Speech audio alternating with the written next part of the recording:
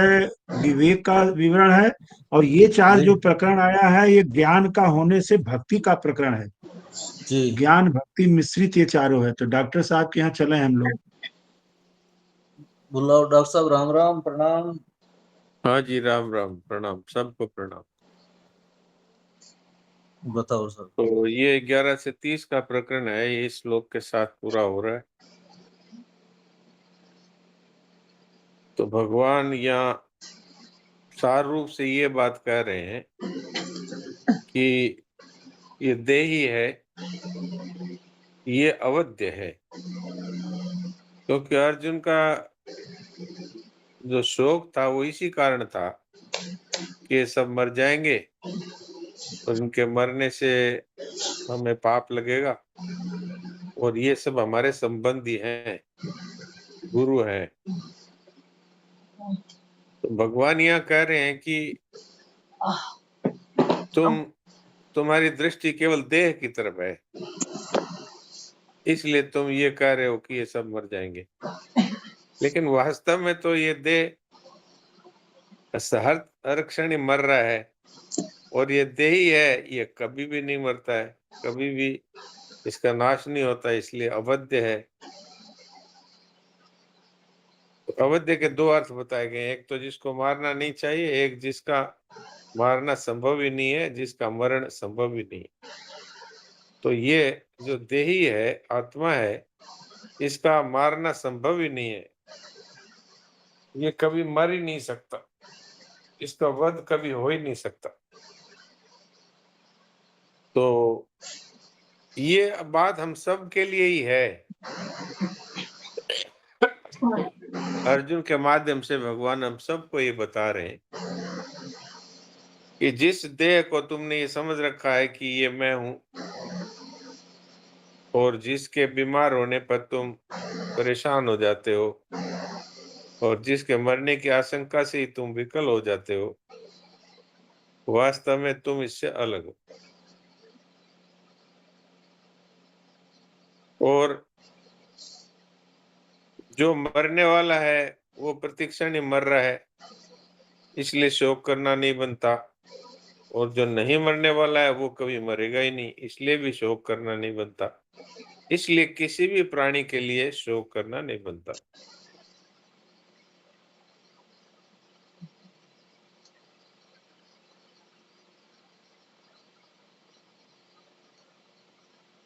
तो अब हमारे जीवन में भी देखा जाता है कि जो नष्ट होने वाला है, हम जानते हैं कि ये नष्ट होने वाला है, और ये कब नष्ट हो जाएगा इसका कोई समय भी निश्चित नहीं है। और गहराई से देखें तो ये प्रतिक्षण ही नष्ट हो रहा है। इसका नष्ट होना कब समाप्त हो जाएगा इसको हम नहीं जानते हैं।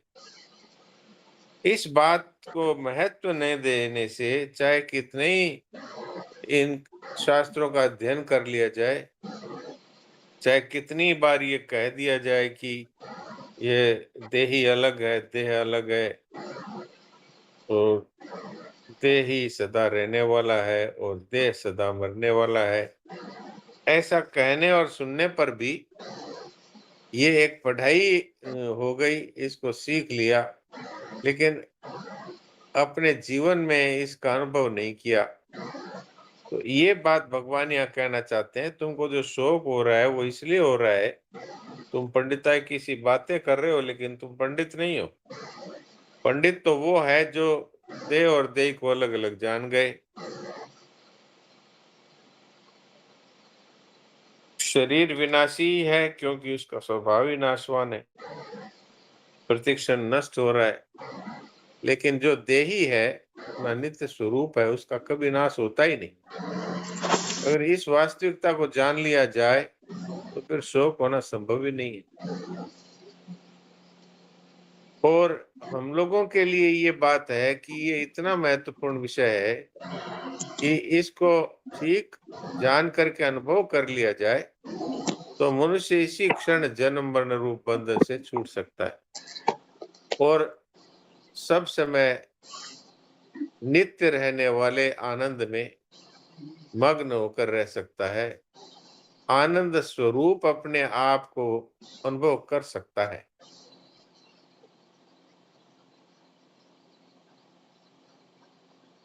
ये जो 11वें से 30वें श्लोक तक का प्रकरण है, ये विनाशी अविनाशी, देह देही, नित्य अनित्य, इनको अलग अलग बताने के लिए है। कारण कि जब तक इस बात का विवेक नहीं होगा तब तक कोई सा भी योग अनुष्ठान में नहीं आएगा। यहाँ तक कि महाराज जी ने बताया, किसी को स्वर्ग भी जाना हो तो उसको भी तो ये समझना ही पड़ेगा कि ये देह तो जो देही है वही स्वर्ग जाता है, वही नरक जाता है। अगर देह देही अलग ना हो तो देह के यहाँ पर रह जाने पर स्वर्ग कौन जाएगा? इसलिए जितने भी आस्तिक दर्शन है, वो चाहे अद्वैतवादी हो, द्वैतवादी हो, किसी मत के क्यों ना हो, इस शरीर और शरीर के भेद को मानते हैं। पर हमें केवल इसको सीखना नहीं है। ये दार्शनिक बातें केवल सीखने के लिए नहीं है। इनको पढ़ाई का विषय नहीं मानना है कि हमने जान लिया, हम अब दूसरों को बता देंगे। लेकिन इसको अपने जीवन में अनुभव करना है। क्योंकि जो इन दोनों के भेद को ठीक-ठीक जान लेता है, वो जन्म मरण से मुक्त हो जाता है। वो जीते जी उसको जीवन मुक्त कहते हैं और इसको शोक का खाता ही उठ जाता है उसका। पर जो केवल इन बातों को सीख लेता है, वो दूसरों को ये सब बातें बता सकता है, लेकिन जब खुद पर आती है तब वो विकल हो जाता है, दुखी हो जाता है। अर्थात शरीर के नाश होने में अपना नाश मानता है, शरीर के बीमार होने में अपना बीमार होना मानता है। तो ये हम लोगों को बहुत विशेषता से इस बात को समझना है। तो केवल हमें अपनी जानकारी नहीं बढ़ानी है, वास्तव में हमें अपने आप को समझना है और अपने आप को समझ करके अपने आप में स्थित होना है। इसी को ब्रह्म के साथ अपनी अभिन्नता का अनुभव कहा जाएगा।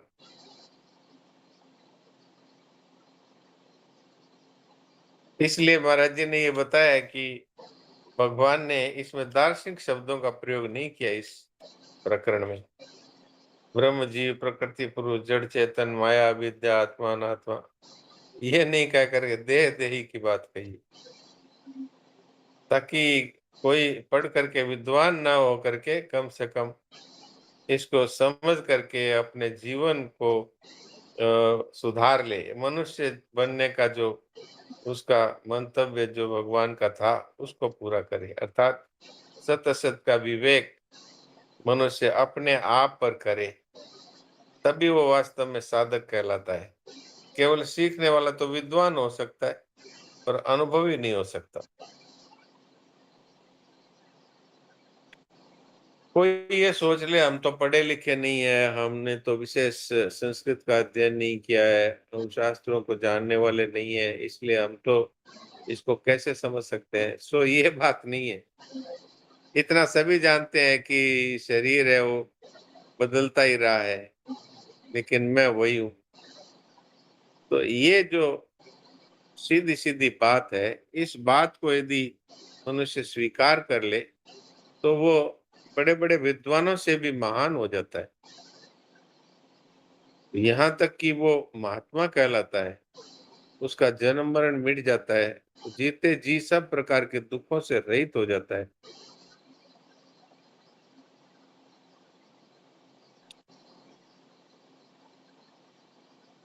तो अब इसमें महाराज जी साधक के लिए खास बात बताते हैं कि जो हम जानते हैं उसके साथ फिर ममता कामना किसी प्रकार का संबंध न रखें, अर्थात उसको सत्य न माने।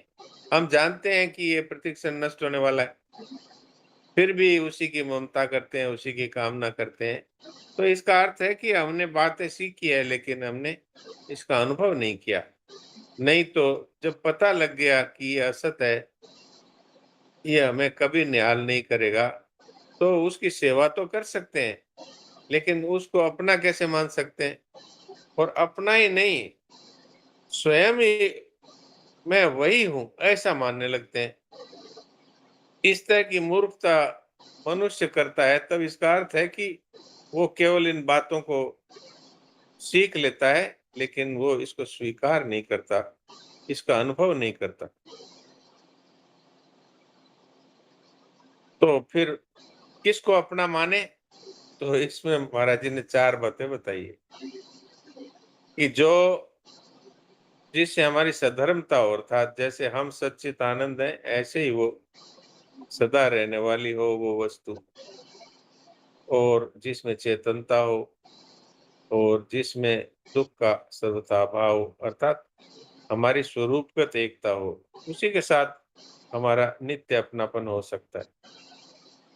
और जिसके साथ हम सदा रह सकते हो, न वो हमसे बिछड़े न हम उनसे बिछड़े। और वो जो हमारे स्वरूपगत एकता वाला होगा, वो चेतन होगा, वो जड़ नहीं होगा। तो धन है, जमीन है, मकान है, कुटुंब है, ये सब के सब जड़ है, तो इनके साथ हमारी एकता नहीं हो सकती। और तीसरी बात, जिससे हम कभी कुछ न चाहें, और जो कुछ हमारे पास है वो जिसके लिए समर्पण हो जाए, अर्थात उसको समर्पित करते हैं। ये चारों बातें भगवान में ही है। तो इसलिए वास्तव में हमारी स्वरूपगत एकता भगवान के साथ है, अथवा आत्मा के साथ है, अपने स्वयं के साथ है, जो कभी बदलता नहीं है, कभी हमसे कुछ चाहता नहीं है, और सदा हमारे साथ रहता है। वास्तव में हमने मूर्खता क्या की है कि जो शरीर के साथ हमने अनादिकाल से एकता मान रखी है, ये मानी हुई एकता को ही हमने सच्चा समझ लिया। तो ये तो एकता इसके लिए है कि जिनके साथ हमारी एकता हमें दिखती है, उनकी सेवा कर दो। उसको अपना मानने से तो रोना ही पड़ेगा। इसलिए जाने बसत का त्याग करना, यही वास्तविक साधन है। और जिससे पता है कि ये नष्ट होने वाला है, उसके साथ हमारा संबंध अगर मानेंगे तो ये विवेक विरोधी संबंध है। तो इस विवेक विरोधी संबंध का त्याग करना, क्योंकि मनुष्य जीवन ही, इसमें विशेषता ही विवेक की है। अगर हम इस विवेक को ही काम में नहीं लेंगे, तो फिर हमारा मनुष्य होना एक प्रकार से व्यर्थ ही सिद्ध होगा। तो ये मूल बातें अभी आपकी सेवा में रख दी। अब कोई विशेष बात हो तो चलाइए। डॉक्टर साहब, ये मेन बात जो वो आई थी ना लेखनी वाली, कि भाई लेखनी को तो पता है रख देते हैं, वो आप शरीर को यथासंभव रख दो, तो उसका पूरी तरह समझ में नहीं है इसको कैसे रख दें। तो भाई इससे असंग हो जाए, तो असंग कैसे होए क्या, थोड़ा सा और कुछ। वास्तव में अपना न माने, हमारे पास धन पड़ा है, वैसे ही शरीर पड़ा है, तो धन को सबकी सेवा में लगाना है, ऐसे ही शरीर को सबकी सेवा में लगाना है। तो पड़ी हुई चीज है, वो हमें बांधती नहीं है, हम उसको मेरा मानते हैं, ये बांधती है। लेखनी है, उससे लिख दिया और रख दिया। ऐसे ही शरीर के द्वारा सेवा कर दी, रख दिया का मतलब है फिर उसको अपना न माने। ये शरीर तो वास्तव में संसार में पड़ा ही है, इसको हमने काम में लिया, और फिर ये अपने आप ही संसार में पड़ा है। शरीर और संसार की एकता है। तो इसी तरह से ये यहाँ महाराज जी ने, जब कोई लेखक जब लिखने बैठता है तो वह लेखनी को ग्रहण करता है, और जब लिखना बंद करता है तो लेखनी को यथास्थान रख देता है। ऐसे ही साधक को कर्म करते समय शरीर को स्वीकार करना चाहिए, और कर्म समाप्त होते ही शरीर को जो करते हो रख देना चाहिए। अर्थात कर्म का लेखनी क्या की तरह मतलब ही, है डॉक्टर साहब? कर्म का लेखनी की क्या तरह ही मतलब है? है जी। कर्म का, ये कर्म शब्द आया, कर्म का क्या मतलब? कर्म क्या कर्म कर? कर्म का अर्थ है सेवा, यहाँ पर इतना ही है। सेवा। कर्म का अर्थ है सेवा। तो जैसे हम लिखने का काम करते हैं, तो लेखनी को काम में लेते हैं, और जब लिखना पूरा होता है लेखनी को रख देते हैं। ऐसे शरीर को काम में लें, सबकी सेवा करने के काम में ले लें, और फिर उसके बाद में उससे अपना कोई लेना देना नहीं। अगर हम कुछ नहीं करते हैं तो शरीर की क्या जरूरत है? जैसे अगर हम आत्म स्वरूप में स्थित रहते हैं, तो आत्मा में कोई क्रिया होती नहीं, और उसको किसी क्रिया की आवश्यकता भी नहीं। तो इस तरह से अलग अनुभव करना है। बाकी शरीर से कार्य होता रहे तो हमारे क्या दिक्कत है? सांस आते रहते हैं, खून बहता रहता है, भोजन पचता रहता है, हमें क्या दिक्कत आ रही है? पर हम जिन काम को अपनी तरफ से करते हैं उनके हम कर्ता बनते हैं। तो वास्तव में ये सारा जिस शक्ति से खून बह रहा है, भोजन पच रहा है, सांस आ जा रहा है, उसी शक्ति से सारे कार्य हो रहे हैं। तो शरीर को वास्तव में अपने कार्य करने दें, इसको अपना न माने, मूल बात ये है। फिर तो शरीर अगर इसके साथ संबंध नहीं मानेंगे तो इसके द्वारा सेवा ही होगी। जब इससे संबंध मानते हैं तब ममता और कामना के कारण से वो होता है जो सेवा नहीं है। ये है मूल बात। बहुत सुंदर बात। मतलब मेन जो शब्द है असंग हो जाए, तो असंग मतलब भाई इससे भाई संबंध नहीं रखना। हाँ, मेरा न माने और मैं इसको माने, मैं और मेरा मानना अथवा इससे कुछ चाह न रखना, यही संबंध मानना है।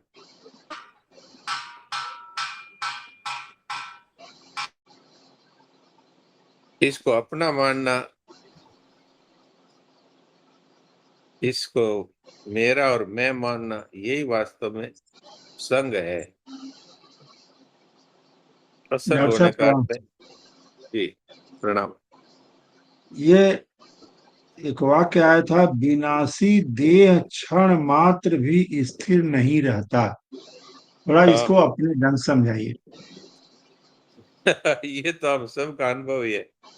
वैज्ञानिक भी कहते हैं कि ये शरीर है, ये प्रति क्षण बदलता है और 6 महीने में कंप्लीटली दूसरा शरीर हो जाता है। एक-एक इसका जो एक-एक सेल है वो बदल जाता है।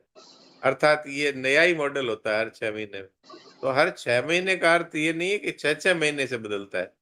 इसका अर्थ है इसमें जो परिवर्तन की क्रिया है वो 6 महीने में पूरी हो जाती है, अर्थात फिर 6 महीने बाद बिल्कुल ही नया ही शरीर है ये। तो प्रति क्षण बदलता है, एक क्षण भी स्थिर नहीं रहता और हम कभी भी नहीं बदलते। आप देखो बचपन में आपने जो कुछ किया है, वो सब कुछ बदल गया, जो हुआ है वो भी बदल गया। लेकिन आपसे कहा जाए कि आप वो नहीं हो। बचपन में मैं रामलाल था, अब श्यामलाल हो गया, ऐसी बात नहीं है, वही मैं हूँ। तो जैसे इस पूरे जीवन में मैं वो का वही रहा, ऐसे ही अनादिकाल से मैं वो का वही हूँ और अनंत काल तक मैं वो का वही रहूँगा। अर्थात देही जो है वो कभी नहीं बदलता।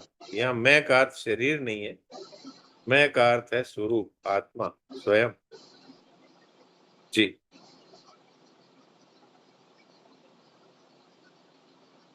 राम राम डॉक्टर साहब। राम राम। यहाँ ये 2 दिन पहले जो मेरे मन में प्रश्न उठा था उसका उत्तर देखिए आज स्वामी जी ने दे दिया कि जब तक ये विवेक नहीं होगा तब तक कर्म योग, ज्ञान योग और भक्ति योग कोई सा भी योग अनुष्ठान नहीं काम में आएगा, नहीं अनुष्ठान में नहीं आएगा। जी, जी, मेरे को बिल्कुल ये ठीक। समझ में नहीं आ रहा था, तो मैं सोची कि भक्ति योग में तो इसकी जरूरत नहीं है, पर स्वामी जी ने एकदम क्लियर कर दिया कि इसको तो समझना ही पड़ेगा हमें, तभी हम आगे बढ़ सकेंगे। इसीलिए तो भगवान ने गीता शुरू यहीं से की है। जी गीता की शुरुआत यहीं से ही है, दूसरे अध्याय के 11वें श्लोक से ही है। तो 11 से 30 तक भगवान ने शरीर और शरीरी के भेद का ही वर्णन किया है सबसे पहले। प्रभु की कितनी विलक्षण कृपा है कि 2.5 साल पहले तक मैं सत्संग से कहीं दूर दूर तक मेरा नाता नहीं था, लेकिन अब थोड़ा थोड़ा कुछ समझ में की चेष्टा कर रही हूँ प्रभु की कृपा से। भगवान की कृपा है। डॉक्टर साहब डॉक्टर साहब, बहन जी ने जो बात रखी है, जी। ये बात एक आध बार और भी रखा गया है, लेकिन एक चीज का हमेशा फासला दिखाई देता है, चाहे कोई अध्याय चले कोई श्लोक चले। कर्म ज्ञान वाले तो इस बात को मान लेते हैं कि विवेक की आवश्यकता सब जगह है, लेकिन जो भक्ति वाले हैं वो बड़े आराम से इस बात को खारिज कर देते हैं कि मैं तो भगवान का हूँ, बात खत्म, अब भगवान विवेक विवेक अपना लगाएंगे, हमको इससे क्या लेना देना। तो ये स्वामी जी बात लिख रहे हैं, तो इससे भक्ति से क्या मतलब है, ये बात थोड़ा सा प्रकाश में आ जाए। क्योंकि कभी कभी कोई कहता है कि अरे 7वां अध्याय शुरू होगा तब बढ़िया से बातचीत होगी, अभी तो ये सब ज्ञान कर्म ध्यान ये सब चल रहा है। नहीं तो अगर उसमें ये कहते हैं कि मैं भगवान का हूं, तो उसमें वास्तव में मैं का अर्थ तो ईश्वर से अविनाशी वो है, मैं का अर्थ तो अपने को अलग ही तो स्वीकार किया है। तो जो वास्तव में अपने आप को अलग स्वीकार करता है, उसकी भक्ति भी तो बहुत तेजी से बढ़ती है। ये तो भगवान की कृपा है कि दे दे को न जाने बिन, अगर शरीर सहित अपने आप को भगवान को समर्पित कर देता है, तो उनकी कृपा से उसको तत्व ज्ञान मान करा देते हैं। पर तत्व ज्ञान की और कर्मियों की है भगवान, तो 10वें अध्याय के 10वें में ये बात योग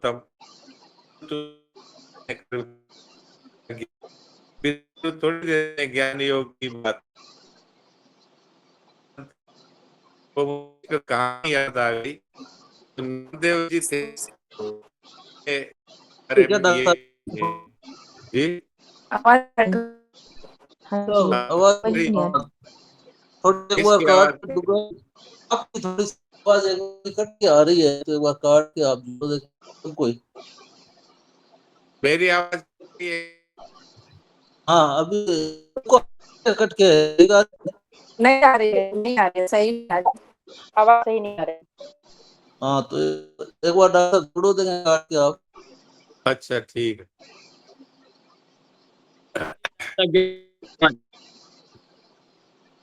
आ रही है। अभी काट के जोड़ रहे हैं दोबारा।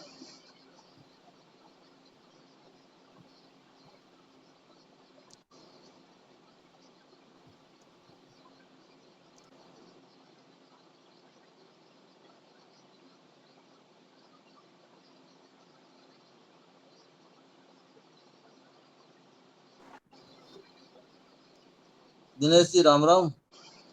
हाँ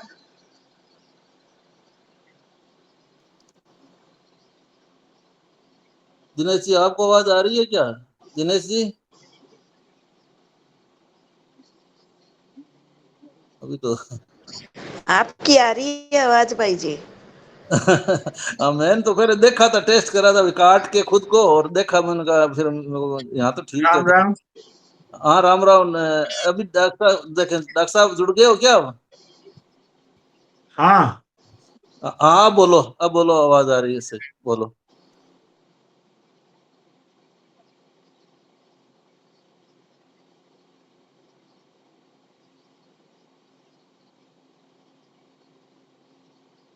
नारायण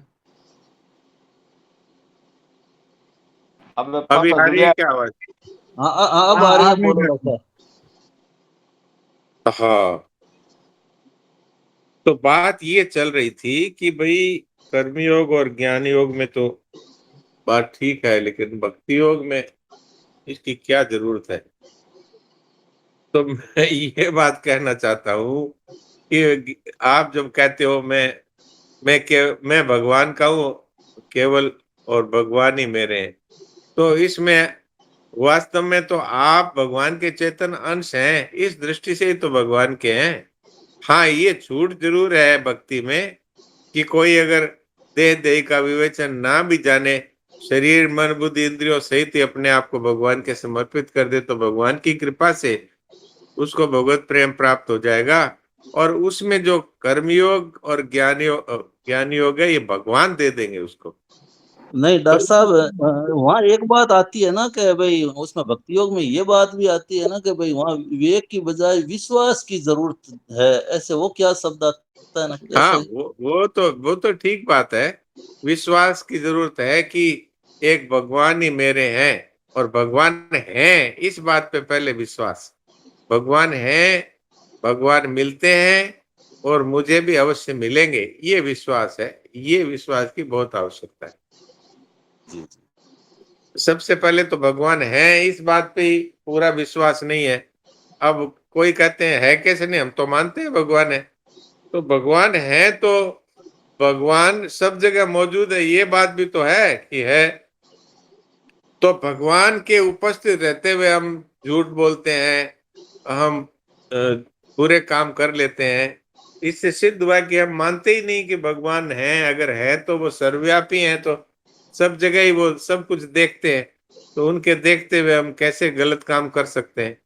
अगर इस बात को खाली कह दिया, हम मानते हैं भगवान है, लेकिन अगर उनके उपस्थित रहते हुए हम गलत काम करते हैं, तो हम मानते कहाँ है सही में? तो ये है बात। तो विश्वास का अर्थ ये होता है कि फिर वो भगवान सब जगह मौजूद हैं, सब कुछ जानने वाले हैं। इस बात को भी स्वीकार करेगा तभी माना जाएगा कि वो भगवान को मानता है। जी। तो डॉक्टर साहब, कभी तो आप कहते हो जबान मात्र से, कहने मात्र से भी भगवान स्वीकार कर लेते हैं, हाँ, वो ये क्या तो है? भगवान की कृपा की बात है। ये तो भगवान की कृपा की बात है। भगवान इतने दयालु है, पर हमारा कर्तव्य क्या बनता है? हमारा कर्तव्य तो ये बनता है कि हम केवल कहने मात्र के शरण ना होवें। हम खाली कह दें, हे भगवान, मैं आपका हूँ, मैं आपकी शरण हूँ, और फिर ममता भी रखें, कामना भी रखें, और असाधन भी करते रहें। तो ये तो भगवान की बात है कि भगवान हमारे दोषों को देखते ही नहीं। वो ये सोचते हैं, इसने मुझे ये तो कहा ना कि मैं आपकी शरण हूँ। लेकिन आप देखो, अर्जुन ने कह दिया कि मैं आपका शिष्य हूँ, आपकी शरण हूँ, मुझे शिक्षा दीजिए, और फिर थोड़ी देर बाद ही कह दिया युद्ध नहीं करूँगा। तो भगवान ने पीछा नहीं छोड़ा जब तक उसने ये नहीं कहा करिष्ये वचनम तव। ऐसे ही भगवान हमारा पीछा नहीं छोड़ते। हम ममता करते हैं तो हमसे ममता वाली वस्तुएं छुड़ा देते हैं। हम कामना करते हैं तो वो हमारी कामना आपूर्ति करके हमें संसार की वास्तविकता दिखा देते हैं। और किसी तरह से हम परिवार में आकर्षित होते हैं, तो परिवार वालों से ही हमारे को अपमानित करवा देते हैं। अर्थात वो तो हमारे पीछे पड़े हुए हैं कि इसने मुझे एक बार कह दिया मैं आपका हूँ, तो मैं अब इसको, जब तक ये नहीं करिष्ये वचनम तव नहीं कहेगा, तब तक मैं इसको छोड़ूंगा नहीं। तो ये तो भगवान की कृपा है, नहीं तो हमारा तो कर्तव्य यही है कि हमने अगर मुंह से कह दिया, तो फिर जो शरण हो गया उसका अपना कुछ नहीं रहता, अपनी इच्छा भी नहीं रहती, अपनी ममता भी नहीं रहती, और स्वयं भी वो नहीं रहता, भगवान ही रहते हैं फिर। जी। 3 मिनट ही है, किसी ने कोई जरूरी बात अटक रही हो, कोई बात पूछनी हो कोई बहन भाई ने, तो पूछ लो 2-4 मिनट, ताकि अभी जैसे कोई अभी जो बात चली है कोई नहीं समझ में आई है तो देखो खुल के पूछो। पूछने से बहुत अच्छा रहेगा और सबका ही समाधान होता है उसमें।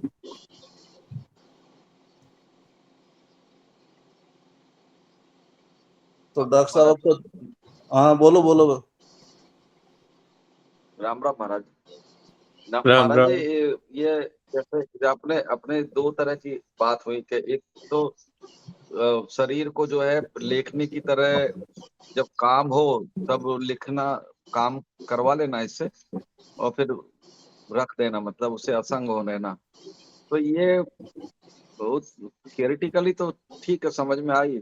प्रैक्टिकली थोड़ा सा इस पे थोड़ा वो करें। और दूसरी अभी जो बात चली, पहले इसको आप थोड़ा बता दीजिए कि जैसे सुबह से हम उठते हैं तो जैसे प्रार्थना करते हैं, सत्संग सुनते हैं, तो इसमें हम उसको अलग अलग कैसे रखें उसको, मतलब उसको इसको अलग कैसे रखें, मतलब, और अलग इसे रखने का असंग मतलब होना ऐसा मतलब नहीं है।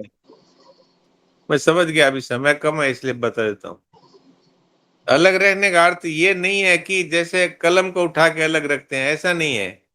इसका अर्थ ये है कि इससे हम अपने आप को अलग अनुभव करें। अर्थात ये सदा नष्ट होने वाला है और मैं सदा रहने वाला हूँ, ये जड़ है, मैं चेतन हूँ। इस तरह से अलग अनुभव करना, इसका तात्पर्य ये है। तो इसके द्वारा कार्य होते रहते हैं, उसको मैं कर रहा हूं ऐसा न माने, यही अलग रखना है। इसमें ममता करना, ये इसको साथ जुड़ना है, और इसको संसार की वस्तु मान लेना, ये अलग रखना है। जी। जैसे इसको भोजन भी कराना पड़ता है, इसका ध्यान भी रखना पड़ता है, इसको कपड़े भी हम तो पहनाने पड़ते कराना हैं, तो पड़ता है तो सेवा हो गई ना, फिर संबंध थोड़ी रहा। सेवा तो हम किसी की भी करते ही हैं। यानी सेवा करना अलग बात है और इसको मेरा मानना अलग बात है। सेवा तो हम सबकी करते ही हैं। हम सड़क पर जाते हैं, कोई बीमार पड़ा होता है तो उसको हम पट्टी भी करवा देते हैं, उसकी दवाई भी दे देते हैं, पर अपना मानते हैं क्या? तो सेवा तो मेरे बिना कहने अपना का माने भी हो सकती है। नहीं, तो भाव ऐसे ये है शरीर को महाराज जी जी कि जैसे बगल वाला बीमार हो तो उसकी ज्यादा चिंता नहीं करते, लेकिन ये बीमार ज्यादा हो तो इसकी ज्यादा चिंता करते, तो वो अपनापन नहीं होना चाहिए, ऐसी बात है। हाँ तो करते हैं तो बंधन में पड़ते ही हैं, जन्मते मरते ही हैं, इसी को तो मिटाना है। जैसे वो परिवार का सदस्य है, वो है, वैसे ही वो बाहर का व्यक्ति है, सब के सब है तो वही। हमें तो सेवा करनी है। ममता करने से हमें क्या मिलेगा? जन्म मरण मिलेगा। अलग समझने का अर्थ राम तो राम। यही है। प्रणाम भैया जी। यही समझना है कि अंदर से समझना है भी, ना तो मेरा ये संसार है, ना मेरा घर है, ना मेरा परिवार है, ना मेरे बेटे बेटी है, सिर्फ भगवान एक है। अंदर से ये बात समझनी है ना भैया? है ना? बिल्कुल नारायण नारायण। बिल्कुल यही बात। अब ऊपर से तो सब दिखाना ही पड़ेगा ना भैया, संसार में रह रहे हैं तो ऊपर से संसार जो को सही सेवा है रूप वो में दिखाना करते ही हैं, पड़ेगा। वो अपने आप दिखेगा, दिखाने की जरूरत ही नहीं है। आप नारायण सेवा नारायण। करिए, प्रणाम। चाहे वो परिवार है, चाहे वो जिनको आप परिवार नहीं मानते, वो है, सेवा करना है, जी भैया। अपना प्रणाम। नहीं मानना है, बस यही बात है। जी जी। जी जी प्रणाम। तो समय हो गया सुरेश जी, जय बुलाओ और क्या। हाँ, समय हो गया, जय बुलवाते हैं। सियावर रामचंद्र भगवान की जय। मोर मुकुट बंसी वाले की जय। गोविंद गोपाल की जय। अनंत कोटि सब संत महात्माओं की जय। आज के आनंद की जय। सभी को राम राम, नारायण नारायण, राम राम, नारायण नारायण, प्रणाम। प्रणाम।